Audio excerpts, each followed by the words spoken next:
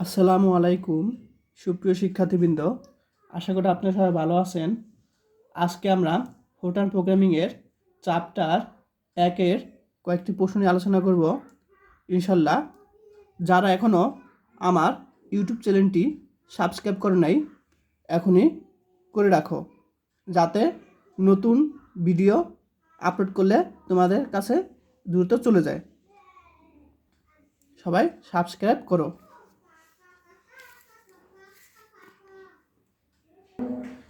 তো প্রথমেই আমরা আলোচনা করব বিট ও বাইট কি এবং হাই ও লো লেভেল ল্যাঙ্গুয়েজ বলতে কি বুঝো। এই প্রশ্নটা তোমার ক বিভাগে চলে আসে এবং কি ছোটো ছোটো প্রশ্নও চলে আসে। তো বিট কি? তো বিট হলো কম্পিউটারের ব্যবহারকৃত ডেটার সবচেয়ে ক্ষুদ্রতম যে অংশ তাকে বলা হয় বিট। অর্থাৎ আমার কম্পিউটার সবচেয়ে ছোটো ক্ষুদ্রতম জিনিসটা কি? 01।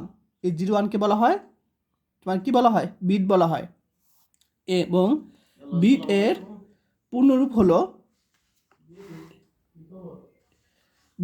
পূর্ণরূপ হলো বাইনারি ডিজিট। ঠিক আছে, তো এখন আমরা আলোচনা করব বাইট।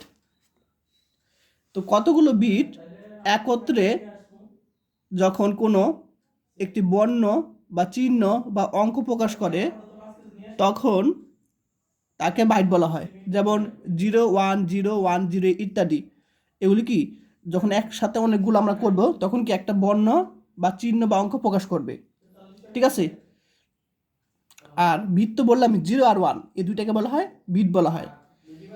আর এগুলোকে একত্র করলে একটা কি বর্ণ বা ডিজিট বা কি যে কোনো একটা কি চিহ্ন পাবো, তাকে বলা হয় বাইট বলা হয়। আচ্ছা, আশা করি বুঝতে পারছো। এখন আমরা আলোচনা করব হাই লেভেল ভাষা।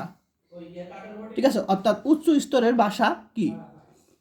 তো প্রোগ্রাম রচনার ক্ষেত্রে সহজে বোধগম্য সার্বজনীন ভাষাকে হাই লেভেল ভাষা বলা হয়। অর্থাৎ আমরা যে একটা প্রোগ্রাম লিখব সেটা লেখার যে সহজ একটা পদ্ধতি, অর্থাৎ সহজভাবে লেখার একটা যে ভাষা, সেই ভাষাকে বলা হয় কি লেভেল হাই লেভেল ভাষা বলে।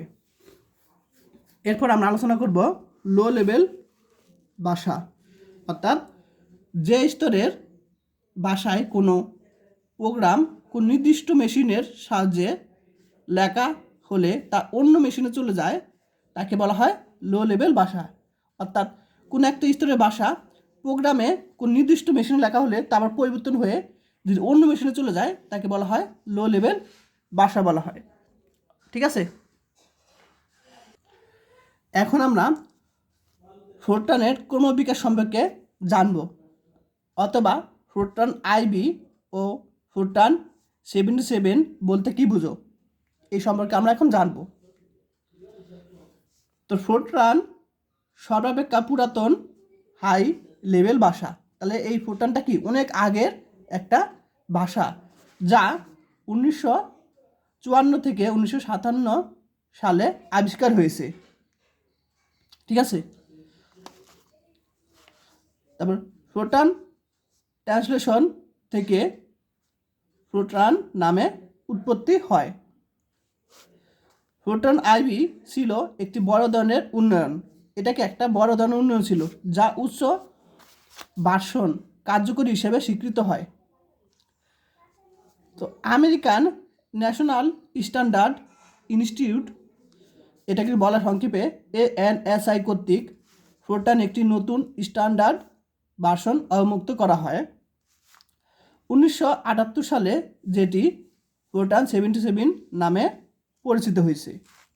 ঠিক আছে, অর্থাৎ এটা কিন্তু আবিষ্কার হয়েছে কত, আচ্ছা আবিষ্কার হয়েছে অনেক আগে, কিন্তু নামটা দিয়েছে 1978 সালে, অর্থাৎ তার আগের সালে। ঠিক আছে, এটা মনে রাখবা। তো এই ভার্সন খুবই জনপ্রিয় হয়। তো এই ANSI স্ট্যান্ডার্ড 1980 সালে কি হয় আইসো, এটাকে আইসো কর্তৃক গৃহীত হয়। ঠিক আছে, তাহলে এই ফোরট্রান 77 আইসো কর্তৃক কী হয় গৃহীত হয় 1980 সালে। এটা 15 সালে চলে আসে এটা, খ বিভাগের জন্য।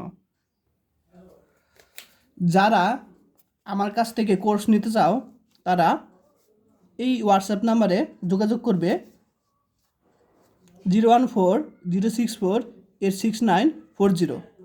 কোর্স ফি 360 টাকা। তো এখন আমরা আরেকটি প্রশ্ন আলোচনা করব, সেটা হলো হাই লেভেল ল্যাঙ্গুয়েজের সুবিধা আলোচনা করো। এটা কিন্তু অনেক সালে চলে আসছে, ঠিক আছে? তো দেখো, অর্থাৎ উচ্চ স্তরের ভাষার সুবিধাগুলো হলো উচ্চ স্তরের ভাষায় তাড়াতাড়ি প্রোগ্রাম কি লেখা যায়। এই ভাষায় লিখিত প্রোগ্রাম যে কোনো কম্পিউটারে ব্যবহার করা যায়, ঠিক আছে? তো উচ্চ স্তরের ভাষায় লেখা প্রোগ্রামের ভুল সংশোধন কি করা সহজ। প্রোগ্রাম কি হয়, ছোট হয় এবং প্রোগ্রাম তৈরির সময় হার্ডওয়্যার নিয়ে কি হয়, ভাবতে হয় না। অসংখ্য লাইব্রেরি ফাংশন হাই লেভেল প্রোগ্রামে বিদ্যমান কি থাকে, ঠিক আছে? তো লাইব্রেরি ফাংশন সম্পর্কে আমি সামনে ইনশাআল্লাহ আলোচনা করব যে লাইব্রেরি ফাংশনটা কি। তো অসংখ্য লাইব্রেরি ফাংশন কি তোমার হাই লেভেল প্রোগ্রামে বিদ্যমান থাকে। তো এই ভাষা সহজ বলে সাধারণের ব্যবহার কি উপযোগী, অর্থাৎ সবাই ব্যবহার করতে পারবে। এবং সবার শেষ হলো প্রোগ্রাম রচনার সময় কম লাগে, ফলে সময় সাশ্রয়ী হয় এবং গতি বাড়ে, ঠিক আছে? তো আজকে ক্লাস এই পর্যন্তই। সবাই ভালো থাকবেন, আল্লাহ হাফিজ। আর যারা এখন আমার চ্যানেলটি সাবস্ক্রাইব করে নাই, এখনই চ্যানেলটি সাবস্ক্রাইব করে রাখো নতুন ক্লাস পাওয়ার জন্য।